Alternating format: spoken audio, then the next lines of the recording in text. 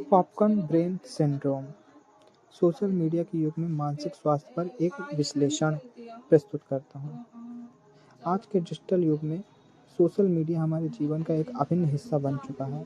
Smartphone और internet की पहुंच ने जहां हमें दुनिया से जोड़ा है, वहीं एक नई मानसिक समस्या भी उत्पन्न की है, जिसे पॉपकॉर्न ब्रेन या पॉपकॉर्न सिंड्रोम कहा जाता है। यह शब्द 2011 में डेविड लेवी ने गढ़ा था। उन्होंने बताया कि लगातार और तेजी से बदलते डिजिटल उत्तेजकों स्टिमुली की वजह से हमारे दिमाग धीरे धीरे स्थिर और गहन चीज़ों पर ध्यान केंद्रित करने में असमर्थ होता जा रहा है। ठीक उसी तरह जैसे पॉपकॉर्न के दाने भूनते समय तेजी से उछलते हैं, हमारा ध्यान भी एक विषय से दूसरे विषय पर 10 से 30 सेकंड में कूदता रहता है। साइकोलॉजिकल मैकेनिज्म मनोवैज्ञानिक तंत्र। Dopamine loop.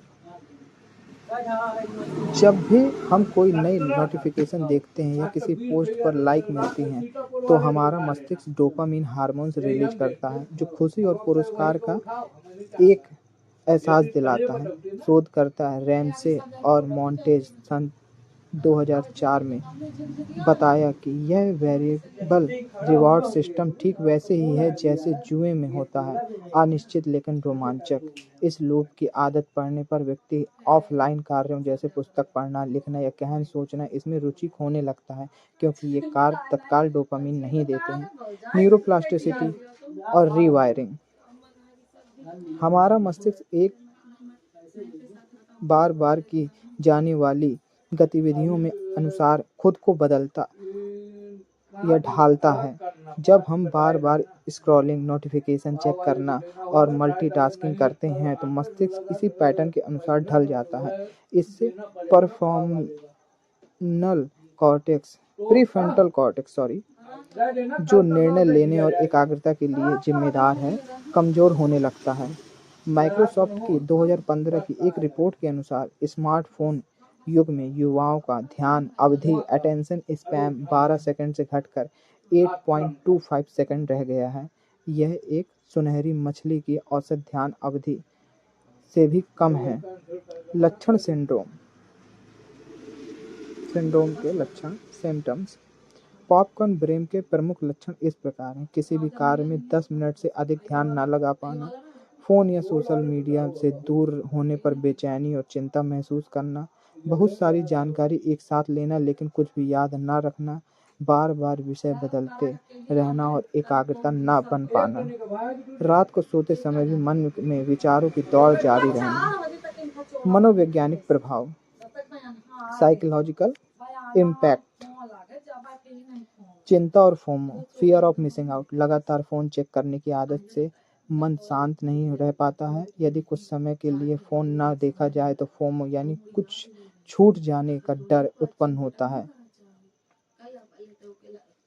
2013 के शोध में पाया गया है कि फोमो सीधे तौर पर कम जीवन संतुष्टि और बढ़ी हुई सोशल मीडिया की लत से जुड़ा है। सूचना अधिकार, इंफॉर्मेशन ओवरलोड। अत्यधिक जानकारी ग्रहण करने से मस्तिष्क हाई अलर्ट में रहता है, जिससे मानसिक थकान बढ़ती है। बेउडेन और रेमसन 2019 ने इसे इंफॉर्मेशन फटीग सिंड्रोम नाम दिया है। स्मृति और एकाग्रता की समस्या। ध्यान की कमी के कारण दीर्घकालिक स्मृति लॉन्ग टर्म मेमोरी प्रभावित होती है। वार्ड एट आल 2017 के शोध में brain drain study university of Texas में पाया गया कि स्मार्टफोन की केवल उपस्थिति बिना उपयोग के भी संज्ञानात्मक क्षमता कॉग्निटिव कैपेसिटी को कम करती है। भावनात्मक अस्थिरता, भावनाओं का तेजी से बदलना, चिड़चिड़ापन और असंतोष पॉपकॉर्न ब्रेन के सामान्य भावनात्मक प्रभाव हैं। इसके अलावा सामाजिक तुलना से आत्मसम्मान में कमी आती है। सामाजिक और शैक्षणिक प्रभाव। रचनात्मकता में कमी आती है और वास्तविक मानवीय संबंध कमजोर होते हैं। ट्वेंज आल ने 2018 के शोध में पाया कि अत्यधिक स्क्रीन टाइमिंग किशोर में अवसाद और अकेलेपन से जुड़ा है। समाधान एवं प्रबंधन। Solution and management. Popcorn brain की आदतों को बदलना जा सकता है। कुछ प्रभावी उपाय। डिजिटल डिटॉक्स, सप्ताह में कम से कम एक दिन फ़ोन से दूर रहें, नोटिफिकेशन बंद रखें, अनावश्यक नोटिफिकेशन को डू नॉट डिस्टर्ब मोड में रखें। 20 मिनट का नियम, प्रतिदिन कम से कम 20 मिनट बिना फ़ोन के किताब पढ़ें या नोट्स बनाएं। शारीरिक गतिविधियां, व्यायाम से प्राकृतिक डोपामिन रिलीज होता है जो स्क्रीन पर निर्भरता कम करता है।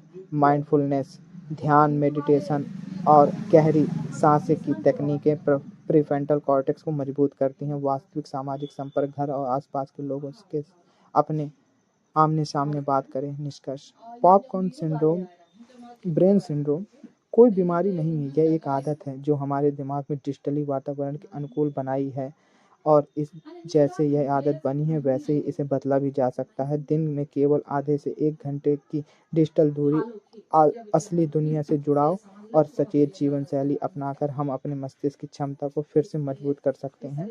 इधर मैंने कुछ रिसर्चेस के रेफरेंसेस दिए हैं जिसे आप पढ़ सकते हैं।